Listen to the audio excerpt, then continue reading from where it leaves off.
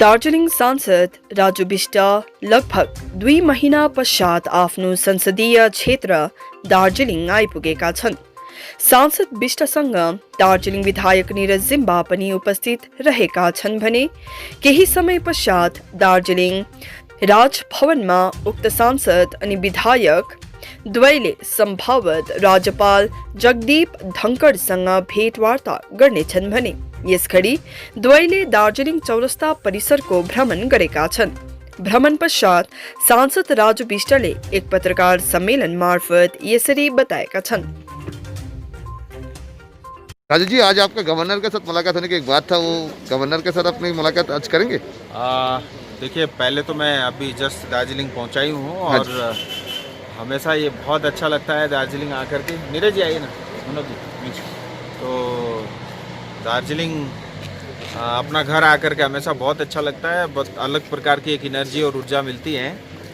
और अभी मैं पहुंचा ही हूँ, तो 7:15 बजे शाम को मैं गवर्नर से आज मिल रहा हूँ। बाकी लगातार अगले 2-4 दिन तक मैं इधर ही हूँ और बहुत सारे इश्यूज़ हैं, बहुत सारी चीज़ों को लेकर के उनके साथ जो है डिस्कस करना है। और बहुत सारे लोग समाज के अलग अलग प्रतिनिधि भी उनसे मिलने की जो आस लगा के बैठे हैं, तो मैं कोशिश करता हूँ ज़्यादा से ज़्यादा लोगों से गवर्नर साहब का इंटरेक्शन हो और उसकी चेष्टा मैं करूँगा। राजू जी, देखिए, अभी तो आप नेशनल स्पोक पर्सन भी हो गया, आपका पार्टी में बहुत बड़ा जिम्मेवारी सौंप दिया। आज इस बार जब अपने दार्जिलिंग आया तो इस बार आपका नॉर्थ बंगाल में दूसरी जिला में परिभ्रमण करने की कोई योजना है, कोई इरादा है? देखिए दादा, राजनीतिक कोई कार्यक्रम? देखिए, मैं आपको बताता हूँ, मैं अभी इतना ज़्यादा सोचा नहीं हूँ। और क्योंकि हमारे दार्जिलिंग के ही ऐसे बहुत सारे जो है इश्यूज़ हैं जिसको ठीक करना है, जिसको एड्रेस करना है। और अभी मेरा ज़्यादा फोकस उसी पे है। बाकी आने वाले समय में पार्टी जैसी जैसी जिम्मेदारी देगी उसी हिसाब से आगे काम करते रहेंगे। राजू जी, देखिए, आप लोग को बहुत पुराना गठबंधन व अलायंस पार्टी विमल जी था, उन्हें आप लोग को साथ छोड़ दिया। आपको लगता है कि बीजेपी को आने वाला चुनाव में व सामने का दिन में इस गठबंधन का कमी की वजह से कहीं ना कहीं वोट बाजार में इसका प्रभाव पड़ सकता है, वोट बैंक में? परिवार का कोई भी सदस्य छोड़ करके जाता है, उस बात का दुख जरूर होता है और इस बार भी हुआ है। लेकिन देखिए, मतलब आप इसको इस तरह से देखिए, जीजीएम और बीजेपी मतलब 2009 से ही गठबंधन में थे और जो है एक परिवार के, जैसे मैंने बताया, सदस्य के जाने का दुख जरूर होता है। और आज भी देखिए, जीजीएम के साथ या विमल जी के साथ हमारे संबंध, सबके संबंध बहुत अच्छे हैं, बहुत घनिष्ठ है। अब किस लिए गए, क्या कारण है, क्या मतलब संभावना उन्होंने देखी, इसका जो है उत्तर तो वो स्वयं दे सकते हैं। लेकिन मैं आपको ये बात स्पष्ट कहना चाहता हूँ, ये जो समय है पर्टिकुलरली गोरखाओं के लिए, हम सब एक होकर के, क्योंकि हमारे कॉमन मुद्दे को रिजॉल्व करने की तरफ लगने का समय है। और मैं आपके माध्यम से अपनी जनता को ये स्पष्ट बताना चाहता हूँ कि हम अपने मुद्दों को लेकर के अभी बिल्कुल फोकस्ड हैं और हमारे जितने भी अलायंस पार्टी के सब साथी हैं, मुद्दा हमारे पास हैं और आने वाले समय में उसको जो है रिजॉल्व करने की इश्यूज़ हम ज़रूर प्रयास करेंगे।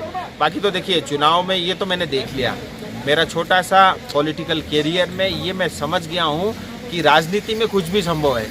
मैं कभी ये सोचता नहीं था विमल जी जो है टीएमसी ज्वाइन कर लेंगे, लेकिन हुआ। तो अभी तो 6-7 महीने हैं, तो ऐसे उतार चढ़ाव तो आने वाले समय में आप देख ही सकते हैं। और रही बात गठबंधन की, मुझे लगता है, देखिए, बीजेपी, भारतीय जनता पार्टी और हमारे अलायंस पार्टी का जो गठबंधन है वो यहाँ की जो है दार्जिलिंग हिल, तराई और डूवर्स की जनता के साथ है, वो इंटैक्ट है। और एक बात मैं आपको स्पष्ट कहना चाहता हूँ, देखिए, 2019 में हमारे गठबंधन से ज़्यादा वोट टीएमसी के विरोध में पड़े थे, क्योंकि जिस तरह का अन्याय, अत्याचार गोरखाओं पे लगातार पश्चिम बंगाल की सरकार ने किया, चाहे वो सीपीएम थी चाहे टीएमसी थी, उसका बहुत बड़ा कारण था कि मैं हाईएस्ट मार्जिन से 2019 में जीता था और हम के विधायक भी बने थे बाई इलेक्शन में। और आप इस बार भी 2021 में देखेंगे, आज देखिए, विमल जी को चाहने वाले पहाड़ में, तराई में, डूवर्स में लाखों लोग हैं, लेकिन उसके बावजूद भी कोई भी ना तो टीएमसी को वोट देगा, ना ममता दीदी को हम तीसरी बार मुख्यमंत्री देखना चाहते हैं। ये बात स्पष्ट है और इसका जवाब 2021 में जनता देगी। रही बात बीजेपी की, ऐसा माहौल बनाने की कोशिश हो रही है कि बीजेपी अपने वादों पे खड़ी नहीं होती। मैं आपको बता देता हूं, भारत में आज 72 साल के बाद एक ऐसी पार्टी बनी है जो देश हित को सामने रख करके काम करती है और लगातार कर रही है। बहुत बड़े बड़े फैसले जो असंभव लगते थे वो संभव हुए हैं। और जहां तक गोरखाओं के लेकर के जो मुद्दे हैं, चाहे 11 जनजाति का विषय हो, चाहे स्थायी राजनीतिक समाधान हो, आप निश्चिंत रहिए, जल्दी इसका समाधान होगा।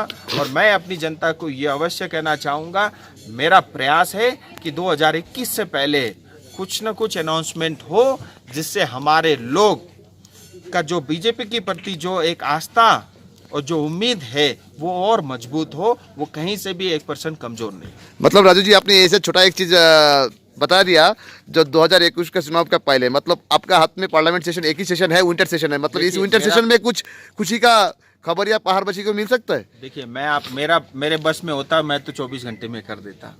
प्रोसेस है, समय लगता है, और इतना बड़ा देश है, डेमोक्रेसी में बहुत सारी चीज़ें बात सब करके ही किया जाता है। लेकिन मैं फिर देखिए, मैंने आपको पहले भी बताया, मेरा बहुत छोटा राजनीतिक कैरियर है। मुझे कोई दार्जिलिंग में आकर के कोई राजनीति करनी नहीं है, और मेरा यह सौभाग्य है कि मुझे 5 साल मिले हैं अपने लोगों की सेवा करने का, और मैं इसको बहुत ईमानदारी से करूँगा। निश्चिंत रहिए, कुछ न कुछ बड़ा जल्दी अवश्य होगा।